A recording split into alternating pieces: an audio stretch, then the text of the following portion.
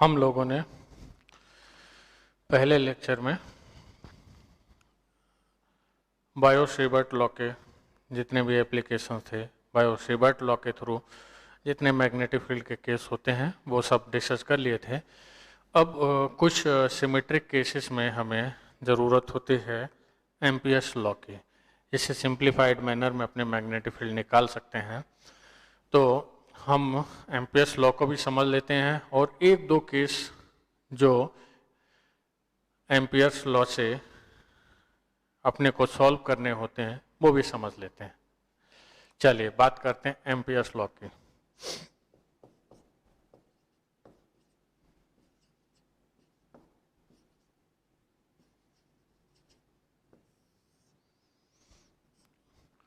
Short में ही समझेंगे इसको, डेरिवेशन वगैरह में ज़्यादा हम नहीं जाएंगे। देखिए इसमें क्या है कि हम लोग जैसे इलेक्ट्रोस्टेट में गॉस लॉ यूज करते हैं सिमेट्रिक चार्ज डिस्ट्रीब्यूशन में, उसी तरीके से सिमेट्रिक करंट डिस्ट्रीब्यूशन में हम लोग एम्पियर्स लॉ को यूज कर सकते हैं। सिमेट्रिक का मतलब ये हुआ कि आप जहाँ कहीं पे भी मैग्नेटिक फील्ड कैलकुलेट करना चाह रहे हैं तो एक पॉइंट से दूसरे पॉइंट तक जाने में हर पॉइंट पे एंगल अगर चेंज होगा तो वो अनसिमेट्री अपने आप आ जाएगी, तो वहाँ सिमेट्रिक नहीं हो सकता है। तो मैथमेटिकली यही बोलेंगे कि अपने एक पॉइंट से दूसरे पॉइंट तक जा रहे हैं तो हर पॉइंट पे एंगल चेंज नहीं होना चाहिए और मैग्नेटिक फील्ड का मैग्नीट्यूड भी चेंज नहीं होना चाहिए। जो कि कंडीशंस हमारी गॉस लॉ में भी होती थी, वही कंडीशंस हमें यहाँ पे अप्लाई करके चलना है।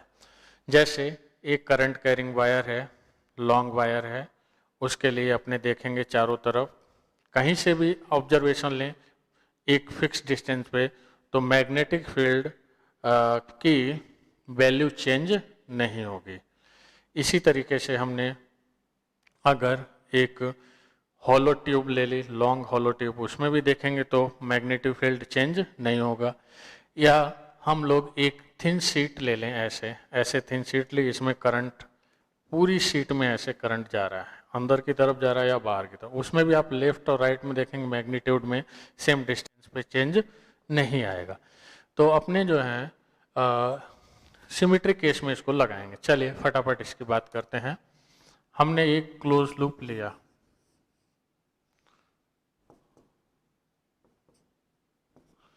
यहाँ पे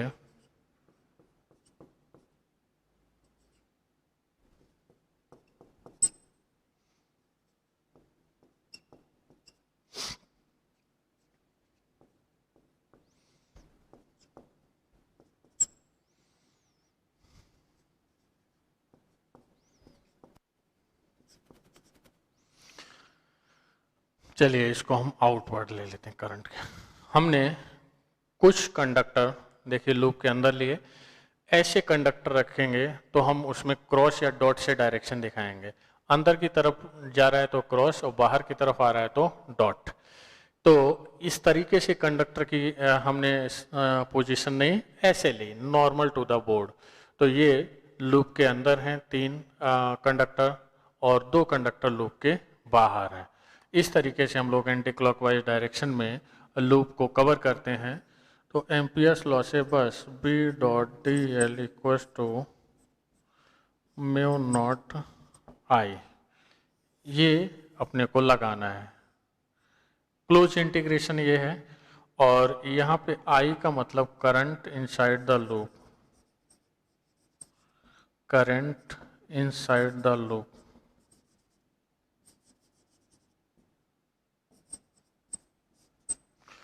और B का मतलब resultant field,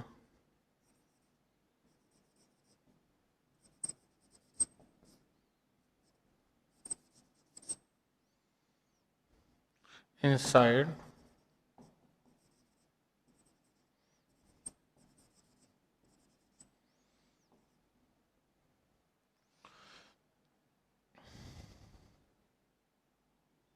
inside as well as outside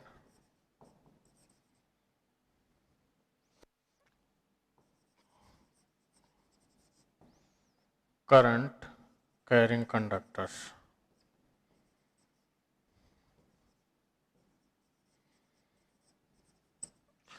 हम लोग I current inside the loop, B resultant field होगी आपकी, जो इनसाइड द लूप हैं उनकी भी और जो बाहर हैं उनकी भी। मतलब ये बोल सकते हैं जो फील्ड है वो रिजल्टेंट होगी और जो करंट है वो आपकी केवल लूप के अंदर वाली ही देखनी है। चलिए अब इसमें B और DL वेक्टर के बीच एंगल काफ़ी डिसाइडिंग फैक्टर होता है।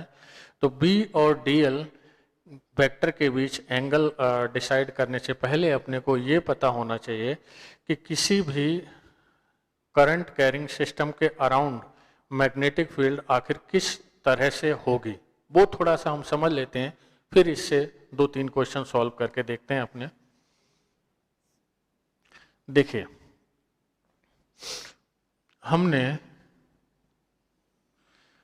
ये करंट कैरिंग कंडक्टर लिया, इसको बोर्ड के अंदर बोर्ड के प्लेन में ही ऐसे रखा और इसमें करंट जा रही ऊपर की तरफ। तो अब अपने को 2 पॉइंट पे तो फिक्स होता है मैग्नेटिक फील्ड, इधर अपने डिसाइड कर देते हैं और इधर डिसाइड कर देते हैं। यहाँ से देखेंगे तो इनवर्ड और यहाँ से देखेंगे तो यही आउटवर्ड होगा मैग्नेटिक फील्ड का डायरेक्शन। बट अगर अपने को बोर्ड के प्लेन से हट के यहाँ पे यहाँ पे यहाँ पे यहाँ पे इसी मैनर में बोर्ड के अंदर दिखानी हो करंट फील्ड की डायरेक्शन, तो हमारे लिए प्रॉब्लम आएगी। अपने 2 पॉइंट पे डायरेक्शन निकालने के यूज टू होते हैं, एक तो जहाँ से करंट क्लॉकवाइज दिखती है और एक करंट जहाँ से एंटी क्लॉकवाइज दिखती है, वो अपने को सारी चीज़ें पता रहती हैं। अब इसके लिए हम राइट हैंड थंब रूल से देखेंगे। देखिए थंब हमने किया करंट की डायरेक्शन में।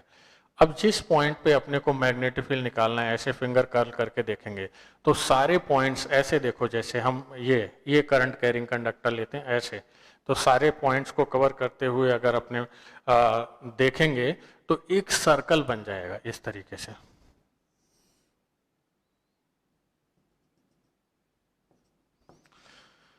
ऐसे जिधर फिंगर आपकी कर्ल होके आएगी उसी डायरेक्शन में मैग्नेटिक फील्ड लाइन का एरो हमें बनाना है।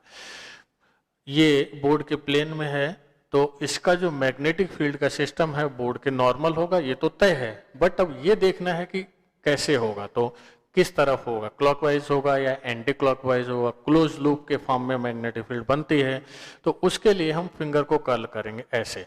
तो जिधर फिंगर कर्ल होके जाएगी उसी डायरेक्शन में मैग्नेटिक फील्ड लाइंस रोटेट होंगी। अब देखिए तो इस तरीके से ये एक रिंग के फॉर्म में, कंसेंट्रिक रिंग के फॉर्म में हमें मैग्नेटिक फील्ड मिलेगी। और इस मैग्नेटिक फील्ड के लिए हमने आधा बोर्ड के बाहर होगा पार्ट, आधा अंदर होगा। तो जो अंदर वाला पार्ट है वो मैंने डॉटेड डॉटेड करके दिखा दिया है। सेम मैनर में अगर करंट ऐसे जा रही है नीचे की तरफ,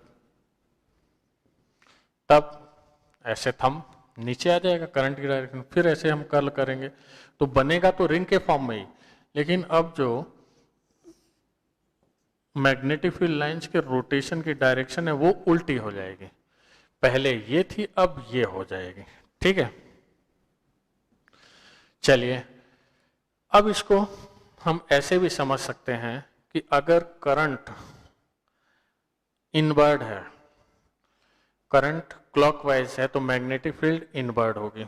सेम मैनर में अगर करंट एंटी क्लॉकवाइज है तो मैग्नेटिक फील्ड आउटवर्ड होगी। ये हमने पढ़ा था। अब इसी चीज का हम उल्टा कर देते हैं। अगर करंट इनवर्ड है, बोर्ड के अंदर की तरफ है, तो मैग्नेटिक फील्ड लाइंस क्लॉकवाइज होंगी, यानी मैग्नेटिक फील्ड क्लॉकवाइज लूप बनाएगा। अगर बोर्ड के बाहर मतलब आउटवर्ड है करंट, तो magnetic field anti clockwise loop generate करेगा। चलिए ये चीज हम लोग रट भी सकते हैं। जैसा मैग्नेटिक फील्ड की डायरेक्शन में हमने काम किया था, उसमें हम क्या करते थे, करंट के थ्रू फील्ड की डायरेक्शन निकालते थे और रट लेते थे, इनवर्ड और आउटवर्ड होगी क्लॉकवाइज करंट में और एंटी क्लॉकवाइज करंट में। सेम मैनर में हम लोग यहाँ पर उल्टा समझ लेंगे। करंट आपकी इनवर्ड है तो मैग्नेटिक फील्ड 100% क्लॉकवाइज, और करंट आपकी आउटवर्ड है तो मैग्नेटिक फील्ड आपकी एंटी क्लॉकवाइज लूप के फॉर्म में होगी।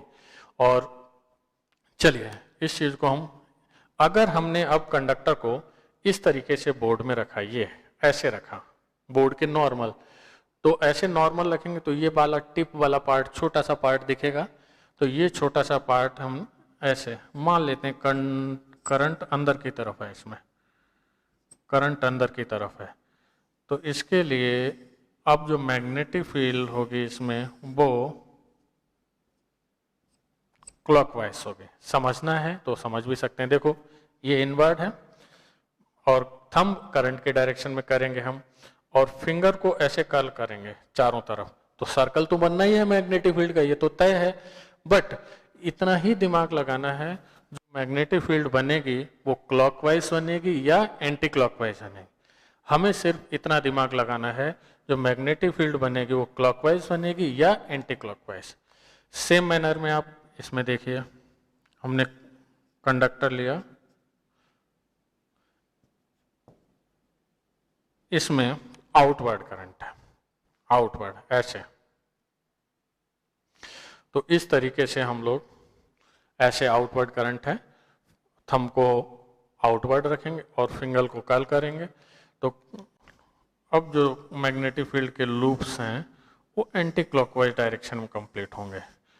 तो हम जैसा मैग्नेटिक फील्ड के डायरेक्शन में करते थे करंट के थ्रू, वैसा ही हम मैग्नेटिक फील्ड को निकालने के लिए इनवर्ड और आउटवर्ड करंट हमें क्लियर है तो रूल लगा लेंगे। यहाँ पे देखिए फिर से एक बार मैं रिपीट कर दूं, इनवर्ड करंट है तो क्लॉकवाइज मैग्नेटिक फील्ड, आउटवर्ड है तो एंटी क्लॉकवाइज। अब ये बोर्ड के नॉर्मल है कंडक्टर, ऐसे बोर्ड नॉर्मल है कंडक्टर, तो जो मैग्नेटिक फील्ड है बोर्ड के प्लेन में होगी, वो इसमें भी देखो, अब इसमें बोर्ड के प्लेन में है कंडक्टर, तो जो मैग्नेटिक फील्ड होगी वो बोर्ड के नॉर्मल होगी, सेम इसमें सेम इसमें होगा। तो अब हम ये बातें अपने दिमाग में रखेंगे तो इसका हेल्प हमें इलेक्ट्रोमैग्नेटिक इंडक्शन में भी मिलता है। और जो टफ क्वेश्चंस आते हैं, तो टफ क्वेश्चन मैग्नेटिक फील्ड में कैलकुलेशन की वजह से थोड़ा सा बनते हैं 10% टफ, और मैक्सिमम जो टफनेस की बात आती है मैग्नेटिक फील्ड के क्वेश्चंस में, वो आती है बिकॉज ऑफ डायरेक्शन। डायरेक्शन अपने को डिसाइड करना आ गया अच्छे से किसी भी करंट सिस्टम के अंदर, तो फिर अपनी सारी प्रॉब्लम सॉल्व हो जाती है। चलिए अब इसमें हम एम्पियर्स लॉ के थ्रू 2-3 बातें मैं समझा देता हूं, उसके बाद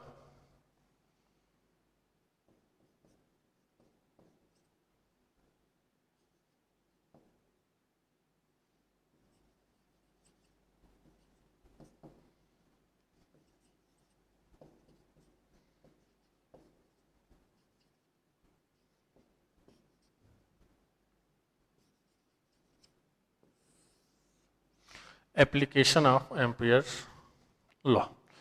तो इसमें थोड़ा फटाफट मैं बता देता हूं। पहला बात करते हैं, field due to long wire, field due to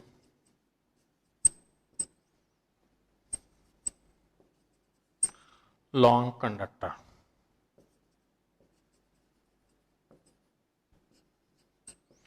field due to long conductor. चलिए लॉन्ग कंडक्टर की इसमें बात इसलिए की गई है कि लॉन्ग कंडक्टर होगा तो ही हमें किसी पॉइंट पे ऊपर से नीचे तक सिमेट्री मिलेगी। अगर फाइनाइट लेंथ का है, शॉर्ट कंडक्टर है, छोटा कंडक्टर है, तो सिमेट्री नहीं मिलेगी और हम एम्पियर्स लॉ से फील्ड कैलकुलेट नहीं कर सकते हैं। अब चलिए, ये हमने एक लॉन्ग कंडक्टर लिया है, इसमें से r डिस्टेंस पे पॉइंट P पे सपोज हमें फील्ड निकालने हैं। तो वायर को कवर करने के लिए लूप, सर्कुलर लूप बनेगा सिमेट्रिक चारों तरफ, वो हम बना देते हैं। आधा लूप बोर्ड के बाहर, आधा लूप बोर्ड के अंदर। अभी हमने देखो यहाँ पे फील्ड की डायरेक्शन की बात की, तो फील्ड की डायरेक्शन ऐसे आ जाएगी और मैग्नेटिक फील्ड और डीएल वेक्टर हम कहीं पे भी लें, दोनों एक दूसरे के पैरेलल ही रहेंगे, जो कि एक प्राइम कंडीशन है, एक मेन कंडीशन है फील्ड कैलकुलेट करने के लिए। तो हम लोग अब close integration B dot D L equals to mu naught I, इसकी बात करते हैं। तो B D L cos zero equal to mu naught I, B का मैग्नीट्यूड कांस्टेंट होगा तो बाहर आ जाएगा, close integration D L mu naught I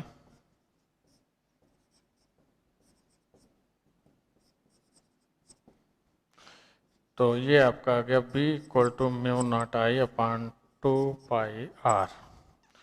तो मैग्नीट्यूड मैग्नेटिक फील्ड का ये आ जाएगा। और डायरेक्शन निकालने के लिए अगेन हम किसी भी पोजीशन पे डायरेक्शन निकालेंगे तो राइट हैंड थंब रूल लगा लेंगे।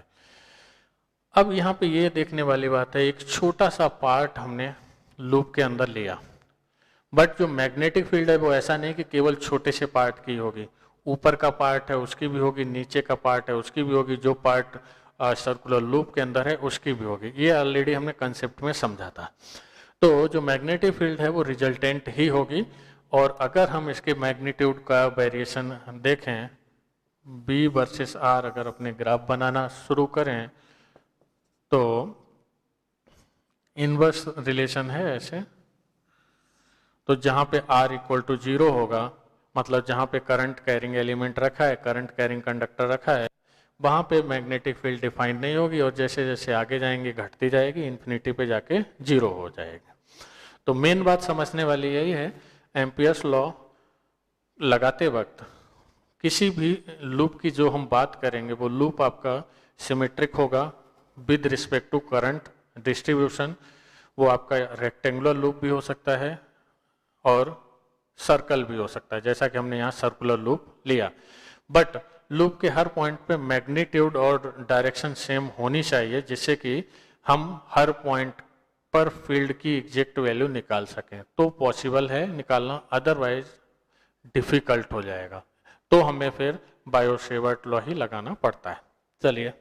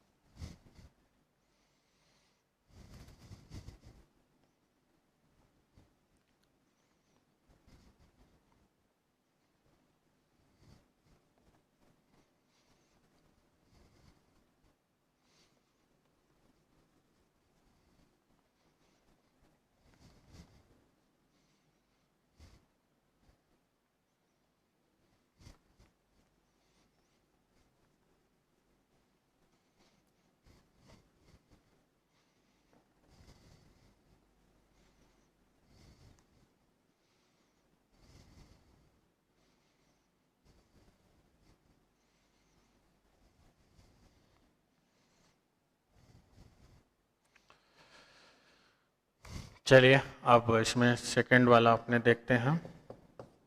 Field due to solid conductor जिसके अंदर यूनिफॉर्म करंट डिस्ट्रीब्यूटेड है। ये तो थिन कंडक्टर था।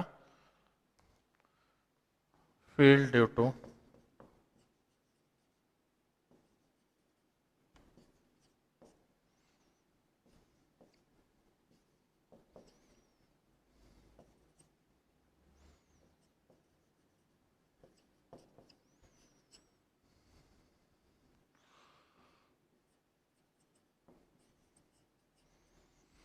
Uniform current distribution, uniform current distribution,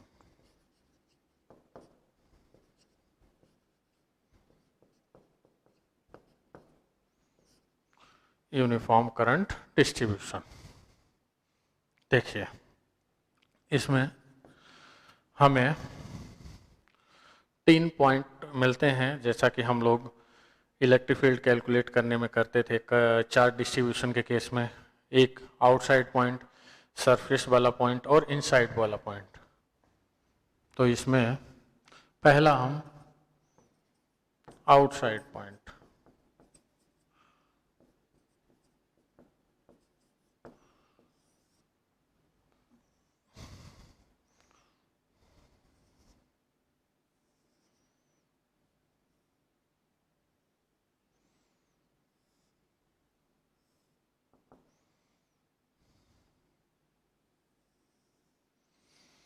देखिए हम कैपिटल आर रेडियस लेते हैं इस कंडक्टर की। इसके अंदर करंट आई पूरी तरह से यूनिफॉर्म मैनर में डिस्ट्रीब्यूट होते हुए फ्लो हो रही है। अब हम इससे बाहर के पॉइंट पे बात करते हैं, तो इसको कवर करने के लिए सर्कुलर लूप बनाएंगे और B और DL दोनों के बीच एंगल 0 होगा, जैसा कि हमने पहले देखा था। और B और DL इस तरीके से एक दूसरे के पैरेलल मतलब टेंजेंट के लॉन्ग। और फील्ड कैसी होगी ये हमने पहले ही सीख लिया था कि फील्ड का लूप कैसे होगा। इस तरीके से आप कर्ल करेंगे हर पॉइंट पे, तो सर्कुलर लूप के फॉर्म में फील्ड हमें मिल जाएगी। अब बात करते हैं, चलो B dot DL mu naught I, तो B DL cos 0 mu naught I. अब B तो कांस्टेंट होगा, B बाहर आ जाएगा, integration DL mu naught I. Integration DL मतलब ये हो जाएगा 2 pi R mu naught I, तो B इक्वल टू हो जाएगा mu naught I upon 2 pi R. अब इसमें कई जगह पे ऐसा भी हो सकता है कि हमें मैग्नेटिक फील्ड के वेक्टर फॉर्म का यूज करना पड़ जाए, जैसा हम लोगों ने इलेक्ट्रिक फील्ड में भी किया था। तो इसकी भी वेक्टर फॉर्म का यूज करना हमें पड़ सकता है। तो हम इसमें क्या करेंगे वो देखते हैं। हम लोगों ने ये पढ़ा होता है करंट डेंसिटी वेक्टर क्वांटिटी होती है, और करंट डेंसिटी उसी तरफ होती है, उसकी डायरेक्शन उधर ही होती है जिधर इलेक्ट्रिक फील्ड होता है कंडक्टर के अंदर। या हम ये बोल सकते हैं जिधर करंट फ्लो होके जाती है उधर ही करंट डेंसिटी की डायरेक्शन होती है। चलिए, तो हमने पढ़ा है J इक्वल टू आई अपान ए। यहाँ पे A का मतलब क्या होगा, पाई आर स्क्वायर। तो I इक्वल टू क्या लिख सकते हैं हम, J pi R square.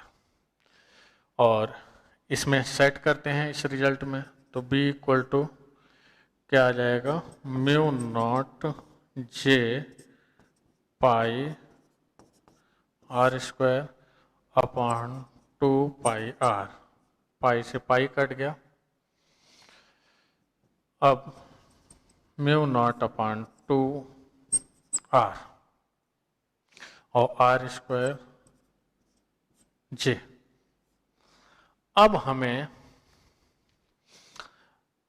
Vector form में लिखना है, तो वेक्टर फॉर्म में लिखने के लिए अब बहुत अच्छे से दिमाग लगाना है। इसके अंदर जो करंट डेंसिटी है वो ये है, करंट डेंसिटी की डायरेक्शन तो ये होगी, और रेडियस वेक्टर ये बाहर की तरफ होगा। तो अपने को J क्रॉस R करेंगे ऐसे हर पॉइंट पे, J क्रॉस R करेंगे हर रेडियस वेक्टर के था, तो ये सर्कुलर लूप के फॉर्म में मैग्नेटिक फील्ड की डायरेक्शन मिल जाएगी। J क्रॉस R करेंगे अपने, तो सर्कुलर लूप के फॉर्म में मैग्नेटिक फील्ड की डायरेक्शन मिल जाएगी। अगर जो लोग नहीं भी समझ सकते हैं इस चीज़ को, तो खाली अपना ये रिजल्ट याद रख लेंगे तो भी काम चलेगा। ये आ जाएगा, J और R के बीच एंगल 90 डिग्री है, तो मैग्नीट्यूड जब भी निकालेंगे तो क्या आएगा, J R साइन 90, फिर से कैंसिल होके आपका फाइनल रिजल्ट वही आ जाएगा, और जे के प्लेस पे हम क्या रखेंगे, आई अपान पाई आर स्क्वायर, यानी कि आई के प्लेस पे ये। तो जो रिजल्ट हमने मैग्नेटिक फील्ड का निकालना है वो मिल जाएगा। तो ये अगर ज़रूरत पड़ेगी कहीं वेक्टर फॉर्म की तो लगाएंगे। इसको मैं एक बार डायरेक्शन को फिर से बता दूं, हमारा जो जे वाला वेक्टर है वो इधर जाएगा और आर वाला वेक्टर है वो बाहर की तरफ ही रहेगा। ऐसे हम जे क्रॉस आर करते हैं तो हर पॉइंट पे ऐसे टेंजेंट के अलोंग फील्ड बनेगी, जैसा कि हमारी यहाँ पर रिक्वायरमेंट है। देखो राइट हैंड थंब रूल से भी, और हम क्रॉस प्रोडक्ट करेंगे जे वेक्टर का आर के साथ, उससे भी मैग्नेटिक फील्ड की डायरेक्शन वही टेंजेंट के अलोंग सर्कुलर लूप पे आ जा रही है। ठीक है, चलिए अब हम जो है दूसरा जस्ट आउटसाइड पॉइंट की बात करते हैं।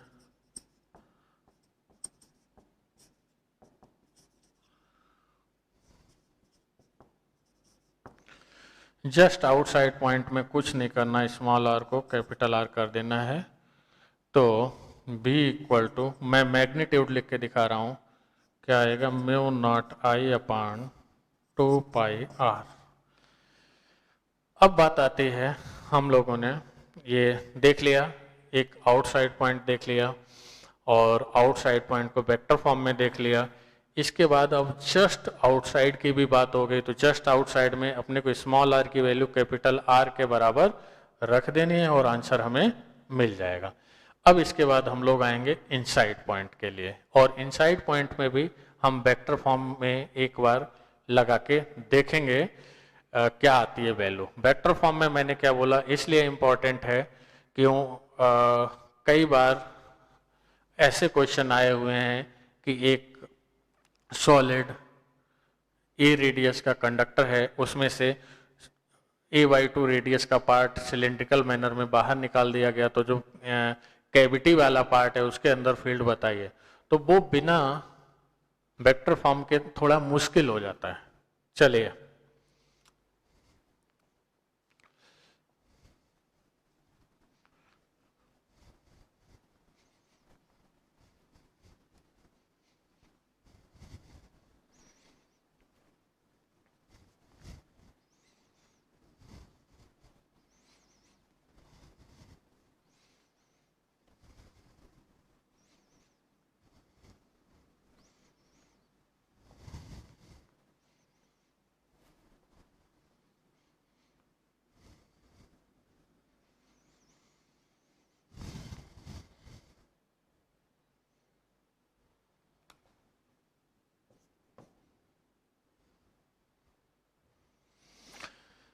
देखो इनसाइड पॉइंट की बात करते हैं।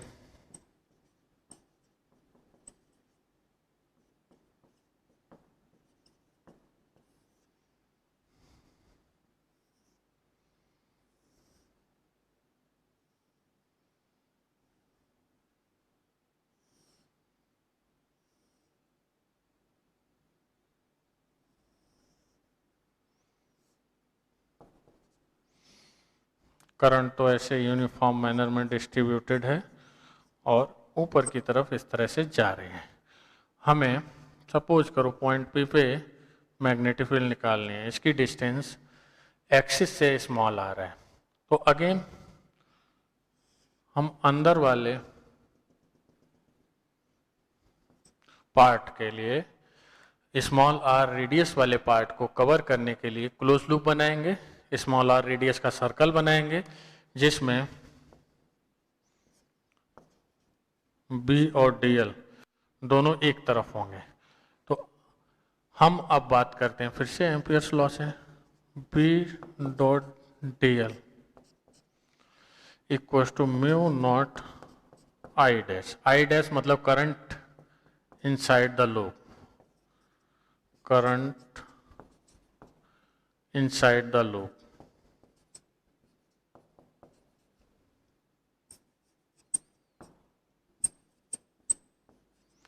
Current inside the loop. I dash क्या होगा, I upon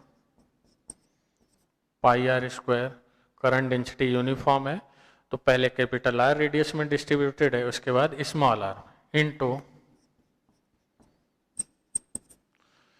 pi R square.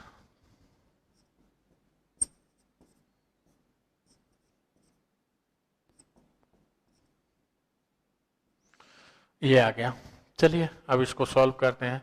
b dot D L इसको सॉल्व करेंगे तो b into two pi R और इधर ये आ जाएगा म्यू नॉट आई डैश की जगह क्या होगा I R square upon R square, small r square upon capital R square.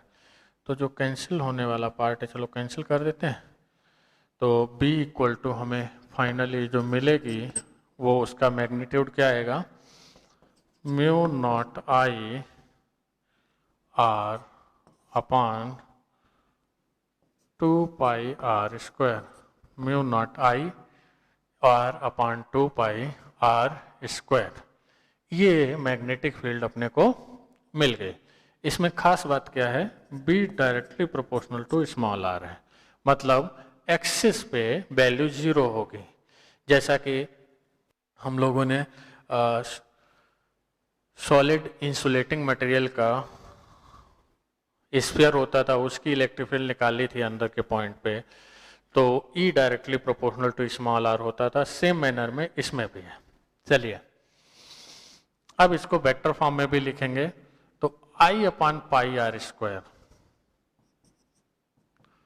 Mu naught small r upon two I अपान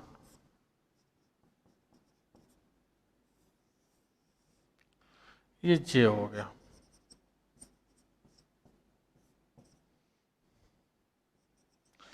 अब इसको वेक्टर फॉर्म में लिखते हैं।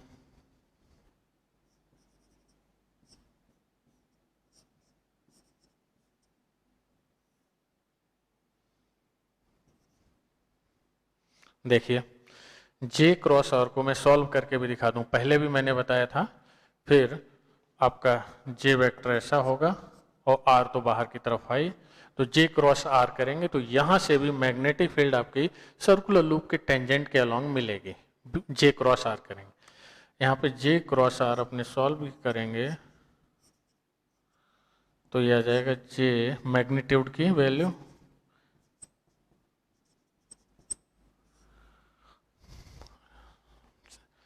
J R साइन 90, मतलब J इंटू आर जो कि पहले था। ठीक है, तो इस तरह से इनसाइड पॉइंट के लिए मैग्नेटिक फील्ड वेक्टर फॉर्म में mu naught by two J cross R आ गई है। ठीक, अब इसका यूज भी अपने को आना चाहिए, कैसे करना है क्या करना है वो भी अभी सीखेंगे। तो इसमें एक हॉलो, पहले हम इसका मैग्नेटिक फील्ड का ग्राफ बना के देख लेते हैं, थोड़ा हॉलो कंडक्टर का भी एक मैं बता देता हूँ, फिर इसमें कैसे अप्लाई करना है वो भी देखते हैं। चलिए इसमें क्या है, आपका मैग्नेटिक फील्ड का मैग्नीट्यूड देखेंगे तो पहले डायरेक्टली प्रोपोर्शनल टू आर है, B directly proportional to R है, और इधर ये small r equal to capital are.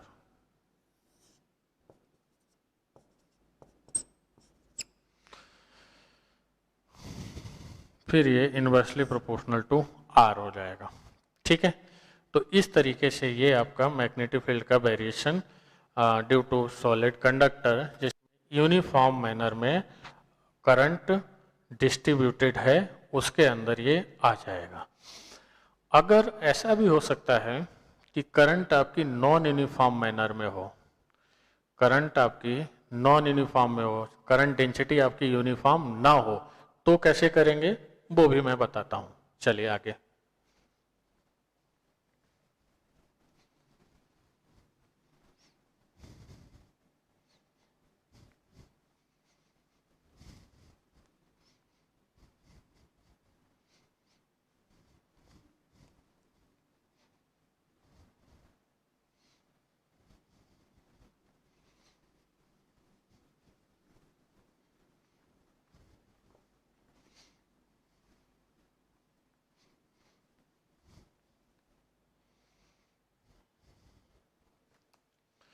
देखो,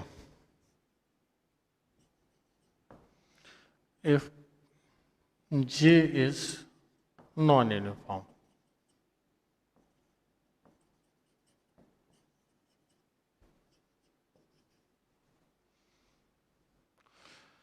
जैसे एग्जांपल हमने लिया J इक्वल टू हमें दे रखा है J not small r by r, तब अपने को मैग्नेटिक फील्ड निकालने हैं अंदर या बाहर, तो अपने को कुछ ना कुछ नया करना पड़ेगा। करंट डेंसिटी यूनिफॉर्म थी तो डायरेक्ट फॉर्मूले अपने बन के आ गए, पर जब नॉन यूनिफॉर्म है तो वहां पे अपने को करंट टोटल एक पर्टिकुलर पार्ट के अंदर कैलकुलेट करना पड़ेगा। चलिए देखते हैं। अब यहाँ पे J नॉट कांस्टेंट है और R क्या है, radius of conductor,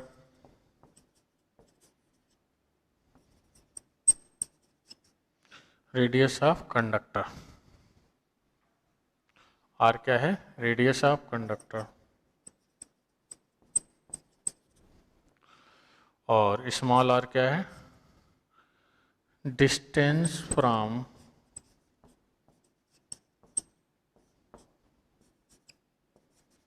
axis of conductor.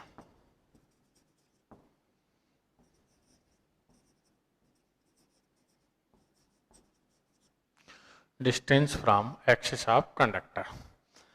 अब देखिए हमारे पास इनसाइड पॉइंट के लिए बात करेंगे तो current 0 to small r radius में निकालनी है।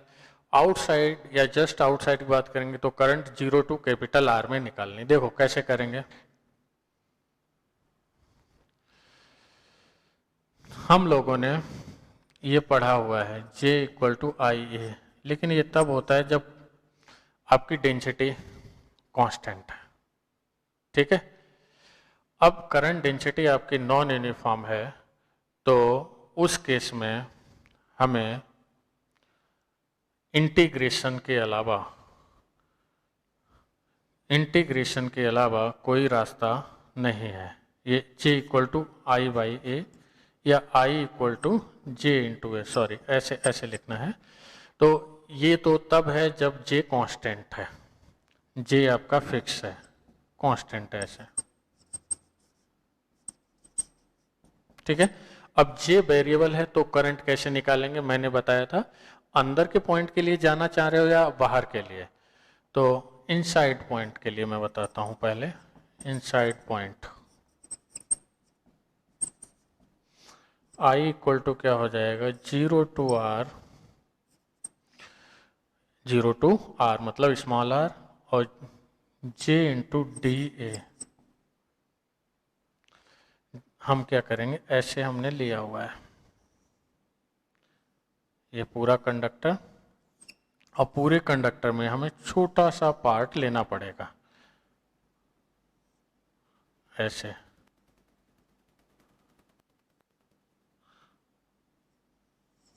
जिसकी रेडियस स्मॉल r है और जिसकी थिकनेस डी आर है। तो उस छोटे से पार्ट का एरिया क्या होगा, वो होगा 2 pi r into D R. उठा के हम यहाँ रख लेंगे सारी वैल्यूज, अपने को आंसर मिल जाएगा। ऐसे ही आउटसाइड के लिए, आउटसाइड पॉइंट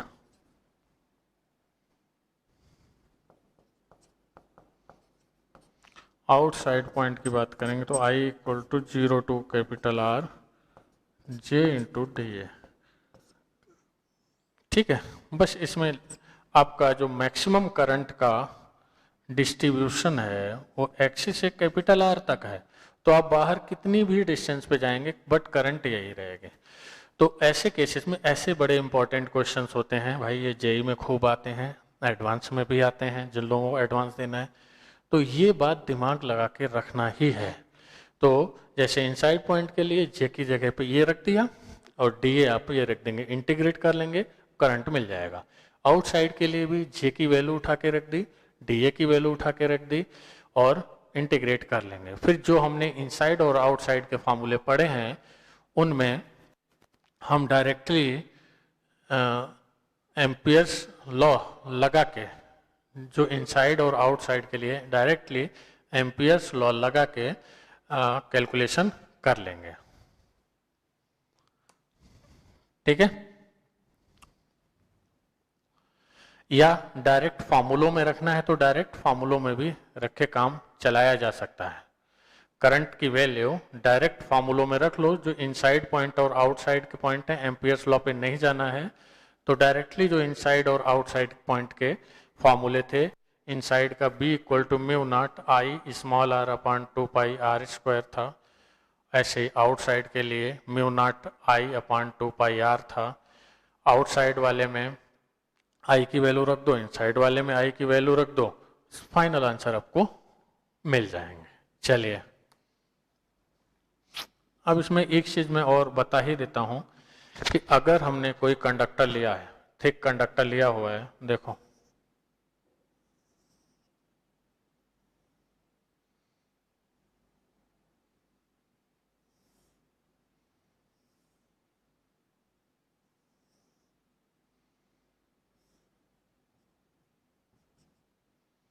देखो इसमें से हमने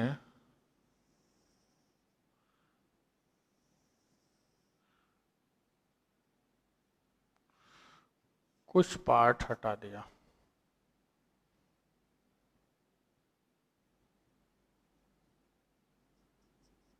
ये रिमूव्ड पार्ट है। ठीक है, ये रिमूव्ड पार्ट है, इसकी रेडियस हम चलो ले लेते हैं r डैश, और इसकी एक्सिस का पोजीशन वेक्टर हम ओरिजिनल वाले से ले लेते हैं a वेक्टर। जो हटाया गया पार्ट है उसकी पोजीशन वेक्टर हम लोग ओरिजिनल वाले से लेते हैं a वेक्टर। मैं ये लिख देता हूँ, ये रिमूव्ड पार्ट है,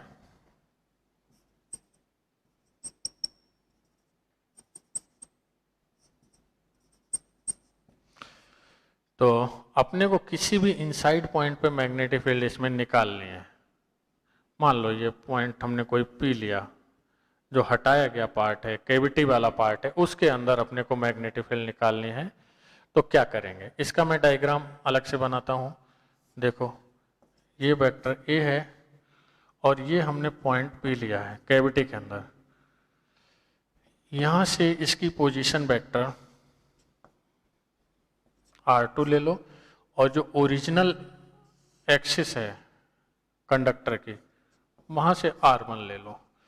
अब हमें कुछ अता पता नहीं है ये पॉइंट P आपका बोर्ड के प्लेन से ऊपर है कि बोर्ड के प्लेन से अंदर है कि किसी एंगल पे है, तो मैग्नेटिक फील्ड आप श्योरली इसमें आसानी से कैलकुलेट नहीं कर सकते हैं।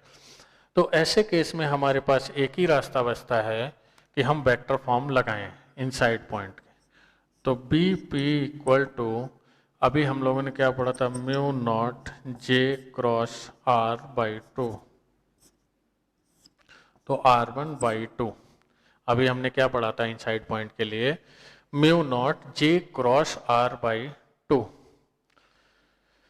तो ये जो ओरिजिनल पार्ट है उसको प्लस रहने देंगे, जो रिमूव्ड पार्ट है करंट डेंसिटी तो सेम ही होगी, उसको माइनस कर देंगे।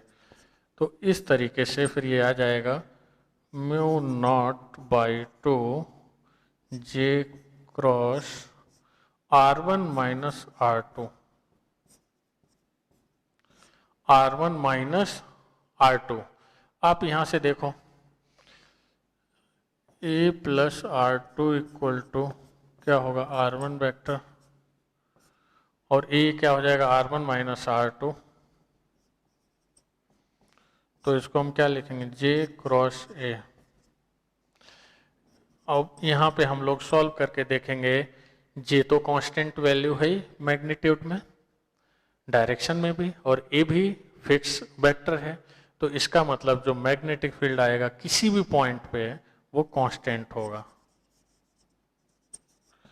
ये अगर हम वेक्टर फॉर्म इस्तेमाल नहीं करेंगे इसमें, तो अपने को बहुत मुश्किल होगी ये समझने में कि पॉइंट पी जो बात की जा रही है वो है कहाँ पे आके। सिलेंड्रिकल शेप होती है वायर की, तो सिलेंडर में भी एक्सिस से इनफाइनाइट पॉसिबल पॉइंट पॉसिबल होंगे ना एक ही डिस्टेंस पे।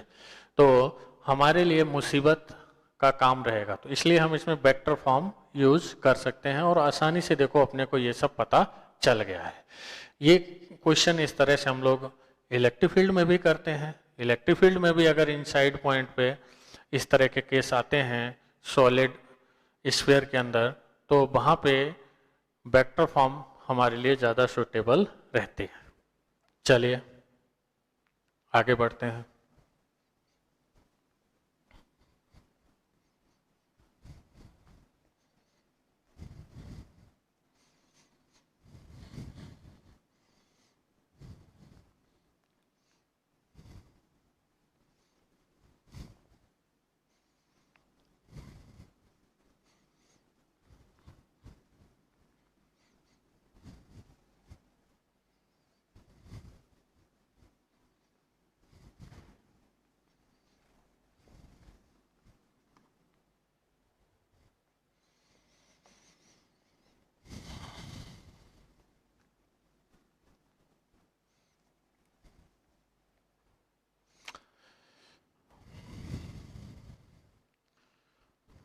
इसमें हॉलो लॉन्ग ट्यूब हो तो उसके लिए भी एम्पियर्स लॉ से कर सकते हैं, तो वो आसान रहता है काफ़ी, उसमें ऐसी कोई परेशानी नहीं है।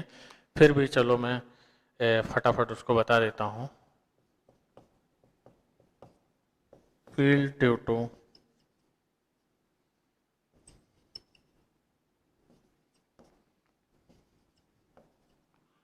Long hollow tube, field due to long hollow tube।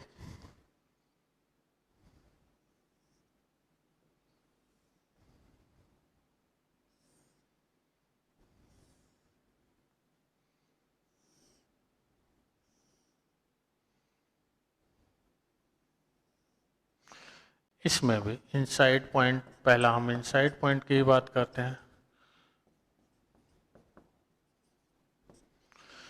तो हॉलो ट्यूब है तो करंट तो बाहर ही होगा, बाउंड्री पे होगा, सरफेस पे होगा।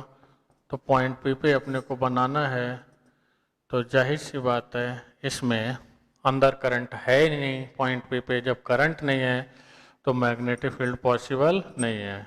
बिना करंट के मैग्नेटिक फील्ड नहीं हो सकती। जैसे बिना चार्ज के इलेक्ट्रिक फील्ड नहीं होता है, वैसे ही बिना करंट के मैग्नेटिक फील्ड पॉसिबल नहीं है। दूसरा आउटसाइड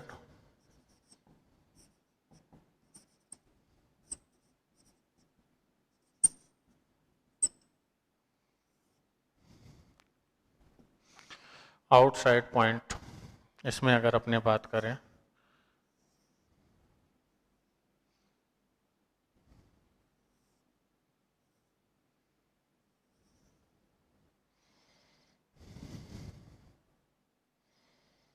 तो अभी भी करंट तो सरफेस पे ही है। आर डिस्टेंस पे बात करते हैं, ये फिर से हमने सर्कुलर लूप बनाया।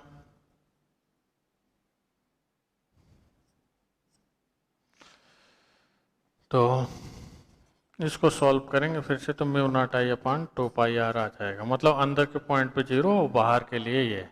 अगर इसका मैग्नीट्यूड वेरिएशन का ग्राफ बनाएंगे तो बी सरफेस तक, जस्ट इनसाइड तक 0, और सरफेस के ऊपर तो कोई बात ही नहीं कर सकते। फिर 1 आर के हिसाब से बदलना शुरू हो जाएगा।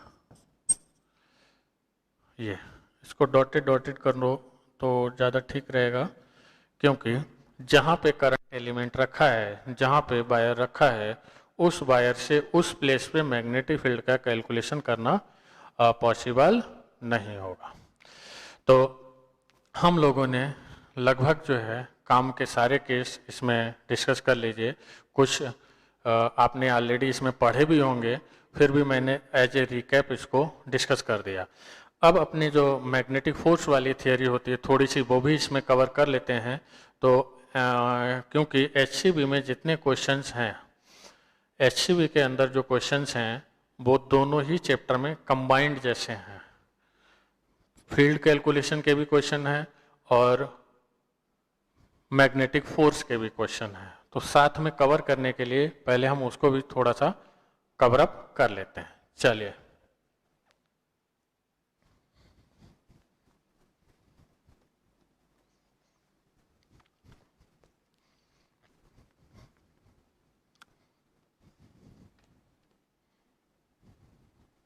मैग्नेट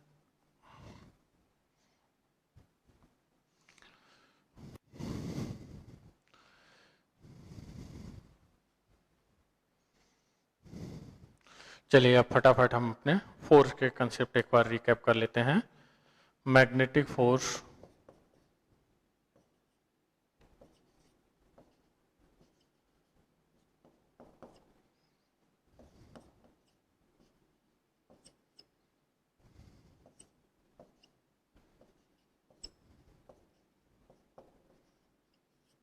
मूविंग चार्ज,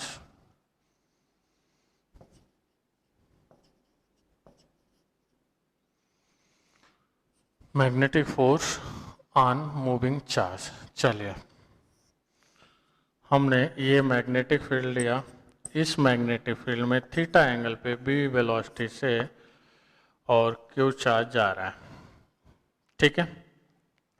तो जो इसका भी कोई डेरिवेशन नहीं, ओरिजिनली ये प्रैक्टिकली डिराइव्ड फार्मूला है।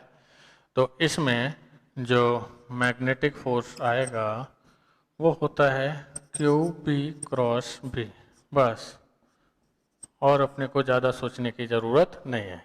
मैग्नेटिक फोर्स क्या होगा, क्यू बी क्रॉस बी, और क्रॉस प्रोडक्ट से मिलता है, इसीलिए अपने ये भी बोल सकते हैं जो मैग्नेटिक फोर्स होगा वो वेलोसिटी के भी नॉर्मल है और मैग्नेटिक फोर्स मैग्नेटिक फील्ड के भी नॉर्मल है। वेलोसिटी के नॉर्मल है मैग्नेटिक फोर्स, इसीलिए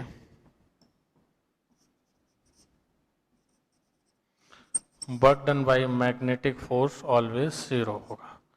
work done by magnetic force always zero होगा। और जब मैग्नेटिक फोर्स के डायरेक्शन की बात आएगी तो डायरेक्शन जैसी हमने क्रॉस प्रोडक्ट में समझी थी, फर्स्ट वेक्टर को सेकंड में कन्वर्ट करने वाली, फर्स्ट वेक्टर ये है, सेकंड ये, बी क्रॉस बी करो तो यहाँ पे क्या जा रहा है, इनवर्ड। या ऐसे देखो, बी को हम वेलोसिटी को मैग्नेटिक फील्ड में रोटेट करेंगे तो रोटेशन कैसा है, क्लॉकवाइज, तो भी अपने समझ सकते हैं कि डायरेक्शन कैसी होगी, इनवर्ड। तो ये क्रॉस प्रोडक्ट से ही फॉर्मूला बना है, तो इट मीन्स इसकी डायरेक्शन सेम वैसे ही कैलकुलेट करेंगे जैसे कि मैग्नेटिक फील्ड में करते थे। तो इसमें अपना टाइम फिर हम लोग नहीं लगाते हैं। अब ये मैग्नेटिक फोर्स का रिजल्ट आ गया है।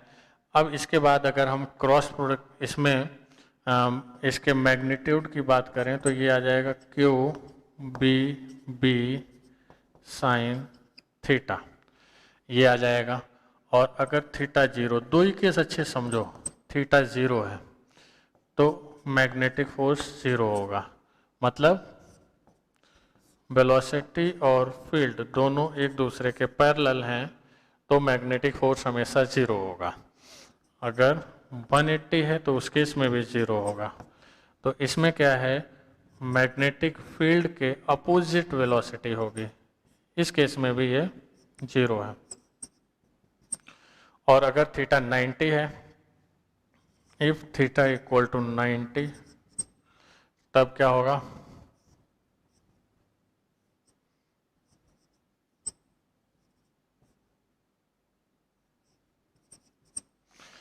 F M equals to Q B B, ये मैक्सिमम फोर्स की वैल्यू होगी। वेक्टर फॉर्म में लिखने की ज़रूरत नहीं है क्योंकि अपने मैग्नेटिक फोर्स के मैग्नीट्यूड की ही बात कर रहे हैं।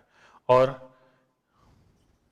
मान लेते हैं अगर b इक्वल टू जीरो है, मतलब चार्ज पार्टिकल रेस्ट में है, चार्ज पार्टिकल रेस्ट में है तो भी मैग्नेटिक फोर्स जीरो होगा। चार्ज पार्टिकल रेस्ट में है तो भी, मतलब मूविंग चार्ज पे ही लगेगा, रेस्ट में चार्ज पार्टिकल है तो मैग्नेटिक फोर्स नहीं लगेगा। चलिए अब इसमें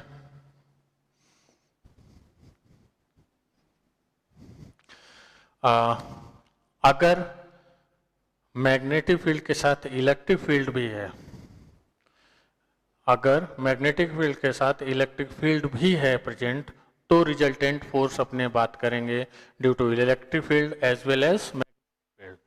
ठीक है, इफ इलेक्ट्रिक फील्ड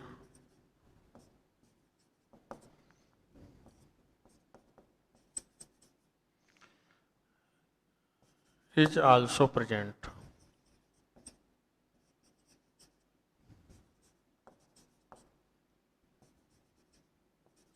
then जो नेट फोर्स होगा वो क्या होगा, magnetic force plus electric force. Magnetic force plus electric force, magnetic force क्या होगा वो अपने ने पढ़ा, और इलेक्ट्रिक फोर्स क्या होता है, क्यू ई।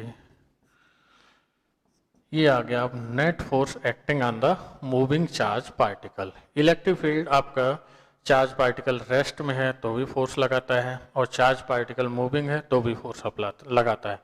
मैग्नेटिक फील्ड का लिमिटेशन है कि मूविंग चार्ज पे ही फोर्स लगाता है, रेस्ट वाले चार्ज पे ये फोर्स अप्लाई नहीं करता है।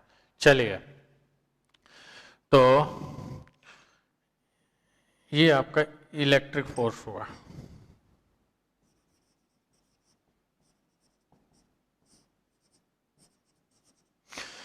अब एक साथ दो फोर्स हो गए इसमें चार्ज के ऊपर, तो ये भी पॉसिबल है कि दोनों फोर्स की वैल्यू बराबर और डायरेक्शन अपोजिट हो।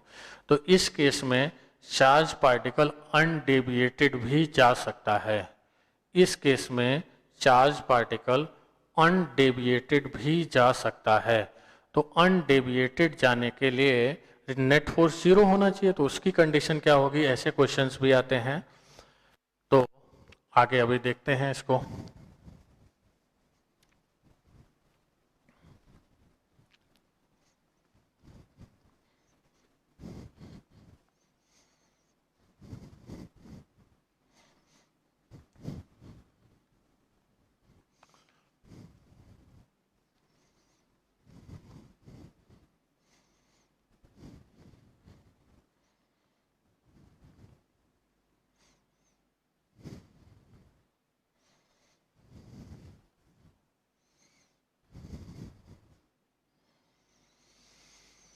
देखिए, if charge particle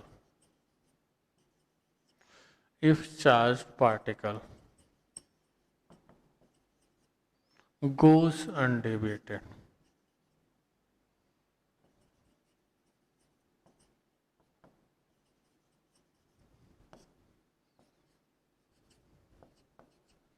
then if charged particle goes undeviated, then देखिए नेट फोर्स 0 होना चाहिए। Net force due to electric field plus magnetic field, ये 0 होना ही चाहिए। तो हम लोगों ने क्या लिखा है, that is F equal to 0। और ये हमने क्या पढ़ा था, Q B cross B plus Q E equal to 0। Q B cross B plus Q E equal to 0। अब क्यू तो निकल जाएगा, तो B cross B equal to आ जाएगा माइनस ई, या ऐसे लिखेंगे ई इक्वल टू क्या आ जाएगा, minus B cross B. Negative sign को एडजस्ट करना है तो हम लोगों ने वेक्टर में पढ़ा होता है A cross B equal to minus B cross A. तो आगे भी हम लोग ऐसे इसको लिख सकते हैं। तो इसका मतलब यह है electric field B cross B से मिलनी चाहिए तो ही अनडेविएटेड चार्ज पार्टिकल जाएगा। मतलब ई आपका नॉर्मल होना चाहिए मैग्नेटिक फील्ड के साथ भी, और ई नॉर्मल होना चाहिए वेलोसिटी के साथ भी। ई आपका नॉर्मल होना चाहिए था मैग्नेटिक फील्ड के साथ भी, और ई आपका नॉर्मल होना चाहिए था वेलोसिटी के साथ भी। बट वेलोसिटी और मैग्नेटिक फील्ड एक दूसरे के नॉर्मल हैं या नहीं, इसकी कोई कंडीशन नहीं। ये अपने थीटा एंगल पे भी हो सकते हैं, बट इलेक्ट्रिक फील्ड दोनों के नॉर्मल होना चाहिए। ठीक है, जैसे हमने ये वेलोसिटी लिया और ये मैग्नेटिक फील्ड लिया, थीटा एंगल पे लिए, दोनों के एंगल दोनों के बीच का एंगल थीटा है, दोनों बोर्ड के प्लेन में है। तो अब जो इलेक्ट्रिक फील्ड है या तो बोर्ड के प्लेन में बाहर की तरफ होना चाहिए या अंदर की तरफ, तो इसकी डायरेक्शन कैसे मिलेगी? B cross B, B cross B करो तो थंब अंदर की तरफ जाएगा, तो यहाँ पर इसका मतलब ये है इलेक्ट्रिक फील्ड डायरेक्टेड होना चाहिए अंदर की तरफ। ठीक है, ऐसे कई बार क्वेश्चन आए हुए हैं और अक्सर आते हैं। अगर मैग्नीट्यूड की बात करेंगे तो E इक्वल टू अपने ऐसे निकाल सकते हैं बी साइन थीटा, और B इक्वल टू हम क्या निकाल सकते हैं E अपान बी साइन थीटा। और मिनिमम वेलोसिटी के साथ मूव कराना है तो साइन थीटा मैक्सिमम यानी साइन थीटा 1 होना चाहिए। और मिनिमम वेलोसिटी साइन थीटा 1 होना चाहिए, यानी थीटा क्या होना चाहिए 90 डिग्री। इसका मतलब यह है कि तीनों म्यूचुअली परपेंडिकुलर होंगे तो मिनिमम होगा।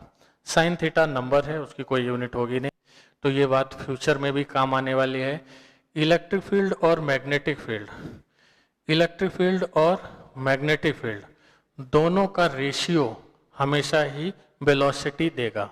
इलेक्ट्रिक फील्ड और मैग्नेटिक फील्ड दोनों का रेशियो हमेशा ही वेलोसिटी देगा। ठीक है, तो ये ध्यान रखना है। और मिनिमम वेलोसिटी से अपने को अनडेविएटेड भेजना है, तो उस कंडीशन में अपने को वेलोसिटी, मैग्नेटिक फील्ड और इलेक्ट्रिक फील्ड तीनों के तीनों म्यूचुअली परपेंडिकुलर होने ही चाहिए। अब इसमें हम लोगों ने मूविंग चार्ज पे फोर्स की बात कर ली। अब इसके हम इलेक्ट्रिक करंट कैरिंग कंडक्टर के ऊपर फोर्स की बात कर लेते हैं, फिर उसके ऊपर टॉर्क की बात कर लेते हैं। तो ये अपना फोर्स और टॉर्क वाला सारा कंसेप्ट कंप्लीट हो जाएगा। चलिए अब बात करते हैं force on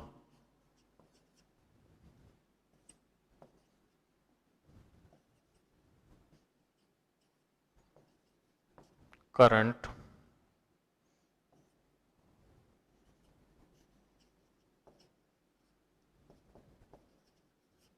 carrying conductor.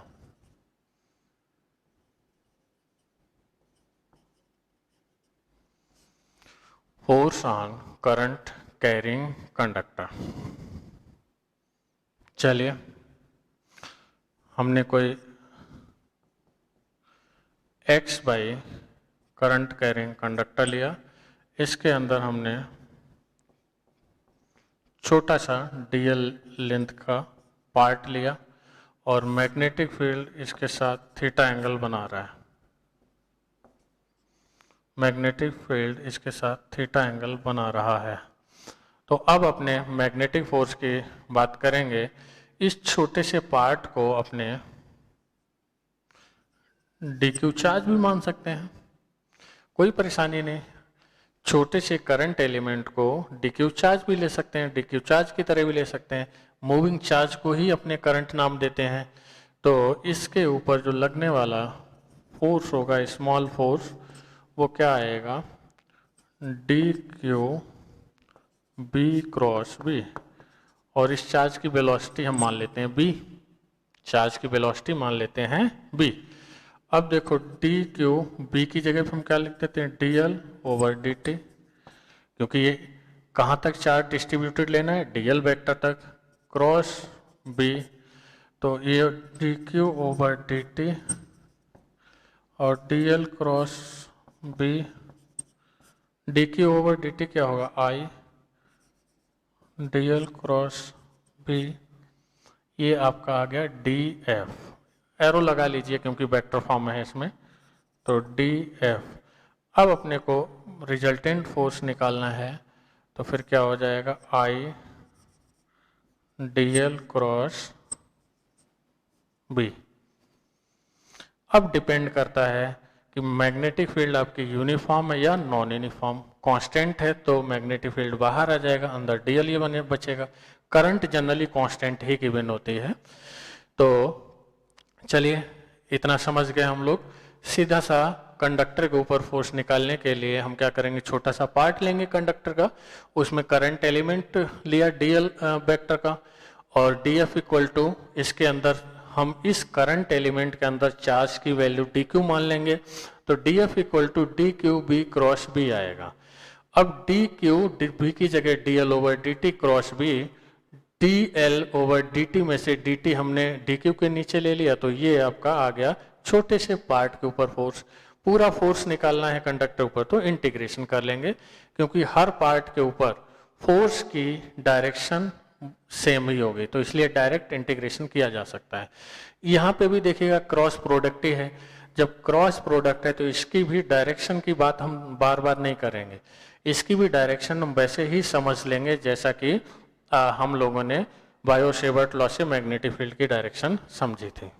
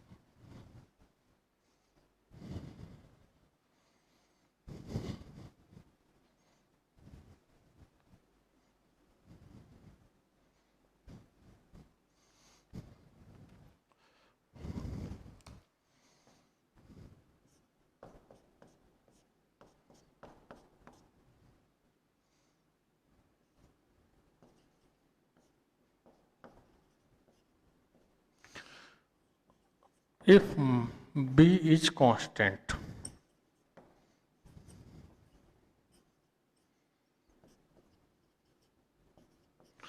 if B is constant तो B को बाहर कर देंगे, तो I भी बाहर,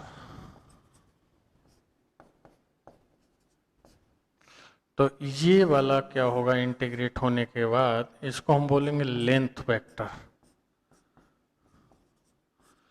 ये डायरेक्ट लेंथ नहीं, ये लेंथ वेक्टर आएगा किसी भी कंडक्टर के लिए। लेंथ वेक्टर मतलब L final minus L initial, मतलब दो एंड के बीच की डायरेक्ट लेंथ। जैसे मान लो ये कंडक्टर दिया है और ऐसे यूनिफॉर्म फील्ड में रखा हुआ है, तो ये इनिशियल और ये फाइनल, अपने को ये चाहिए, डायरेक्ट लेंथ चाहिए होगी। मतलब यूनिफॉर्म फील्ड में हमें डायरेक्ट लेंथ से मतलब रहेगा, टोटल लेंथ से मतलब नहीं रहेगा। ये बात हमें बहुत अच्छे से समझनी है। ओके, चलो हम इसको थोड़ा सा और समझते हैं एग्जाम्पल से। जैसे हमने ये सेमी सर्कल लिया, इसकी रेडियस r है और ये करंट ऐसे जा रही है I, और यूनिफॉर्म मैग्नेटिक फील्ड में रखा, तो भले ही ये कर्व्ड है, टोटल लेंथ इसकी ये होगी पाई r, but magnetic field constant है, तो अपने इनके बीच का लेंथ लेना है, और इनके बीच का लेंथ लेना है मतलब लेंथ वेक्टर आपको ऐसे मानना है। लेंथ वेक्टर कहाँ से शुरू करना है, जिधर से करंट एंटर करेगी, कहाँ तक जाना है, जिधर से करंट निकलेगी। तो L क्रॉस B करो, L आपका ये हो गया, B अंदर की तरफ, तो ऐसे राइट हैंड थंब रूल से, यानी मैग्नेटिक फोर्स कैसे लगेगा, ऐसे। और वैल्यू क्या होगी उसकी, F equal to I L B sine theta मतलब 90। I तो I है, L की जगह 2R आ जाएगा और B की जगह पे B आ जाएगा, ये आ जाएगा। और दूसरी चीज, अगर हमने कोई close loop uniform magnetic field में रख दिया, करंट ऐसे फ्लो हो रही है, रख दिया, तो इसमें तो एंड के बीच का गैप 0 है क्योंकि क्लोज लूप है, तो लेंथ वेक्टर 0 है, इसलिए इस पे नेट फोर्स क्या होगा, 0। एक बात और समझने वाली है, जो भी हम फोर्स F निकाल लें, F का मतलब नेट फोर्स से है, F का मतलब नेट फोर्स से है जो पूरे के पूरे इलेक्ट्रिक सिस्टम पे काम करेगा, ना कि एक पार्ट पे। पार्ट वाइज तो काम करेगा ही, हर पार्ट पे फोर्स लगेगा, बट रिजल्टेंट फोर्स जीरो होगा। तो जो हम फोर्स के फार्मूले में पढ़ रहे हैं वो इंटीग्रेट होने के बाद जो फार्मूला आया है वो पूरे के पूरे इलेक्ट्रिक कंडक्टर के ऊपर, इलेक्ट्रिक सिस्टम के ऊपर रिजल्टेंट फोर्स की बात की जा रही है। ठीक है, चलिए अब हम जो है इसमें इलेक्ट्रिक लूप के ऊपर टॉर्क और उसकी पोटेंशियल एनर्जी की भी बात कर लेते हैं, जो आगे हमें यूज होने वाली है। देखिए,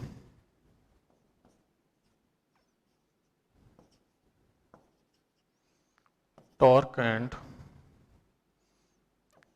potential energy, torque and potential energy of loop inside the uniform magnetic field. Loop inside the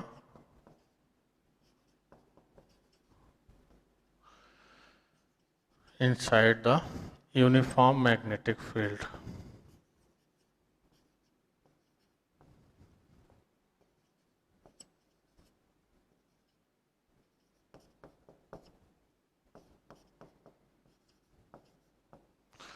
Torque and potential energy of loop inside the uniform magnetic field.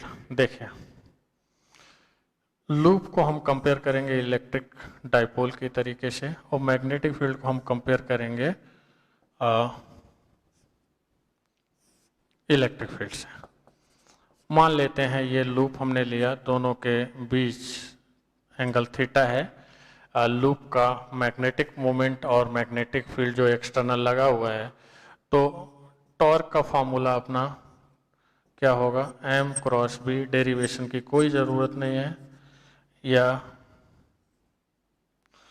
Tau equal to क्या लिखेंगे, M B sine theta.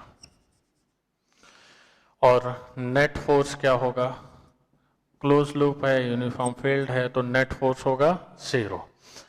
अब अगर हम torque की बात कर लेते हैं थोड़ा सा, टॉर्क आपका साइन थीटा की, टॉर्क की जो वैल्यू है, मैग्नीट्यूड है जो टॉर्क का, ऐसे लिख देता हूं मैं, टॉर्क का जो मैग्नीट्यूड है वो साइन थीटा के हिसाब से बदलेगा।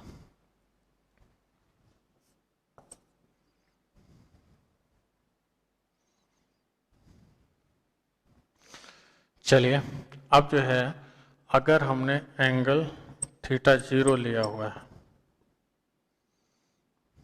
ठीक है, हमने थीटा जीरो लिया हुआ है, तो टॉर्क हो जाएगा जीरो। फोर्स तो हमेशा ही जीरो है, तो जहां पे फोर्स और टॉर्क दोनों जीरो होते हैं वो इक्विलिब्रियम पोजीशन होती है। इसका मतलब ये भी इक्विलिब्रियम पोजीशन में शॉर्ट में लिखता हूं। ऐसे ही अगर हमने थीटा को 180 लिया तो भी टॉर्क जीरो आएगा, तो ये भी इक्विलिब्रियम पोजीशन है। अगर ऐसे ही हमने थीटा को 90 लिया तब टॉर्क की वैल्यू मैक्सिमम आएगी। ये इक्विलिब्रियम नहीं है। इक्विलिब्रियम होने के लिए टॉर्क और फोर्स दोनों की वैल्यू जीरो होनी चाहिए। तो फोर्स तो हमेशा जीरो है, हर कंडीशन में जीरो है, बट टॉर्क आपका दो कंडीशन में जीरो है, जब थीटा जीरो है और थीटा 180 है। तो मैंने लिख भी दिया शॉर्ट में, ये भी इक्विलिब्रियम पोजीशन है और ये भी। कौन सी है वो अपना पोटेंशियल एनर्जी के थ्रू अच्छे से अभी समझेंगे। चलिए,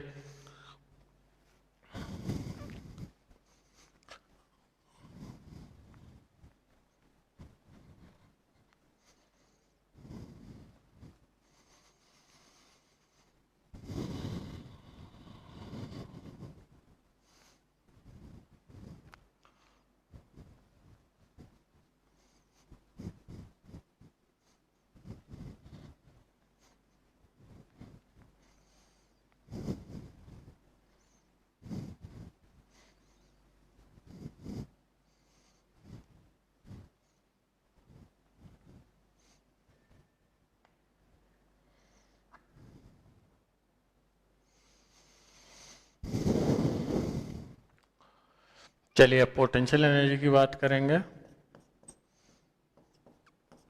तो ये होगा minus M B cos theta.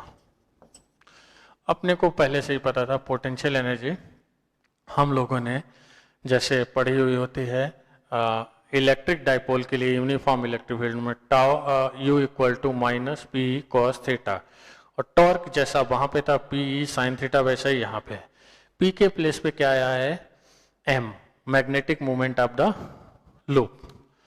तो इसमें अगर हम बात करेंगे इफ थीटा इक्वल टू 0 तो पोटेंशियल एनर्जी मिनिमम होगी, और ऑलरेडी हमें मालूम है कि थीटा इक्वल टू 0 इक्विलिब्रियम है, तो जहां पे पोटेंशियल एनर्जी सबसे कम होती है वो स्टेबल इक्विलिब्रियम होगा, स्टेबल इक्विलिब्रियम।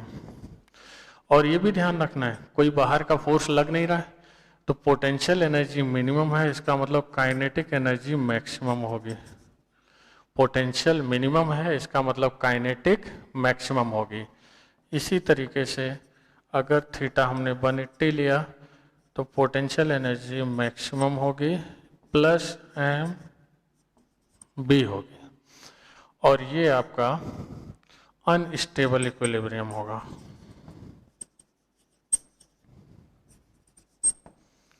ये अनस्टेबल इक्विलिब्रियम होगा क्योंकि 180 में भी टॉर्क की वैल्यू 0 है, फोर्स तो हमेशा ही 0 है, किसी भी लोकेशन में उठा के अपने रखें तो, और साथ में कोई बाहर का एक्सटर्नल एजेंट नहीं है तो पोटेंशियल मैक्सिमम है, तो काइनेटिक इसमें मिनिमम होगी, काइनेटिक मिनिमम होगी। ठीक है, अगर मान लो थीटा 90 है तो इस केस में पोटेंशियल एनर्जी 0 होगी, जो कि स्टैंडर्ड कंडीशन रेफरेंस कंडीशन मानी जाती है, वो चाहे आपका इलेक्ट्रिक डाइपोल हो चाहे मैग्नेटिक डाइपोल हो, रेफरेंस कंडीशन हमेशा पोटेंशियल एनर्जी के लिए थीटा इक्वल टू 90 मान के चलते हैं। अब इसमें हम लोगों ने ये टॉर्क भी समझ लिया, लूप की पोटेंशियल एनर्जी क्या होगी, एक्सटर्नल मैग्नेटिक फील्ड वो भी समझ ली, और दो पैरेलल लॉन्ग वायर्स के बीच में फार्मूला भी समझ लेते हैं फोर्स का। उसके बाद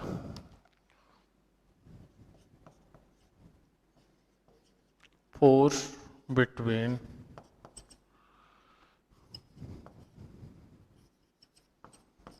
to long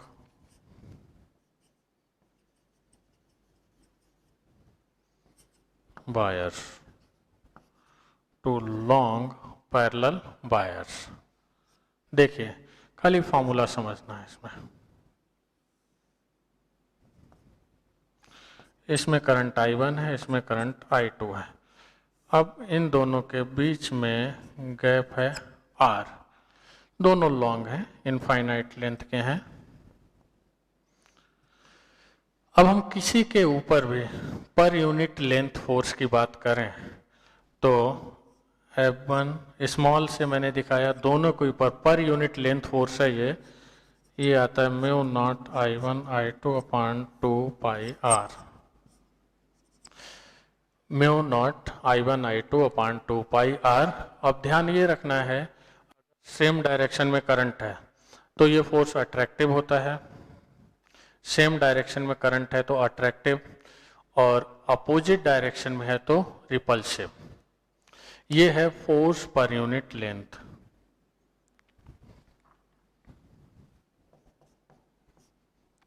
force per unit length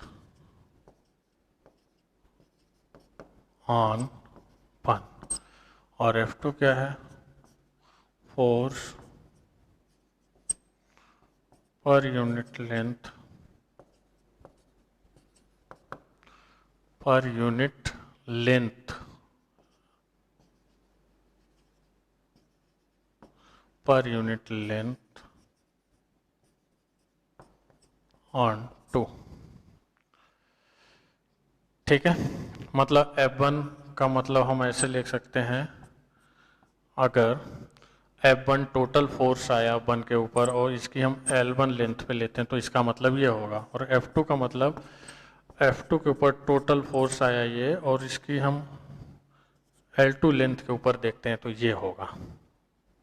ठीक है, तो ये ध्यान रखना है, टोटल फोर्स F1 उसके L1 लेंथ के ऊपर हमने देखा, L1 लेंथ से, और इसमें L2 लेंथ के ऊपर देखा तो F1 का मतलब F1 अपान L1, F2 का मतलब F2 अपान L2 है। L1 और L2 हमारी वो लेंथ हैं जिन लेंथ के ऊपर हम मैग्नेटिक फोर्स की बात कर रहे हैं। सेम डायरेक्शन करंट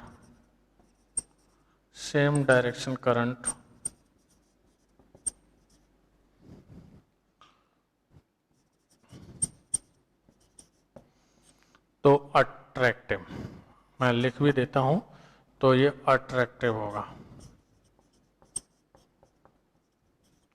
और अपोजिट डायरेक्शन में तो रिपल्सिव, अपोजिट करंट तो रिपल्सिव।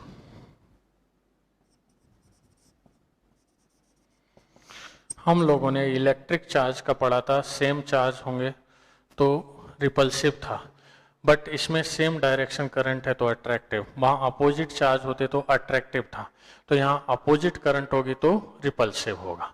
बस इतना अपने ने ये सारी थियरी कवर कर ली है, मैग्नेटिक फोर्स की भी और मैग्नेटिक फील्ड की भी। अब हम इसमें HCB के क्वेश्चंस अगले लेक्चर से सॉल्व करना शुरू करेंगे। Okay, best of luck.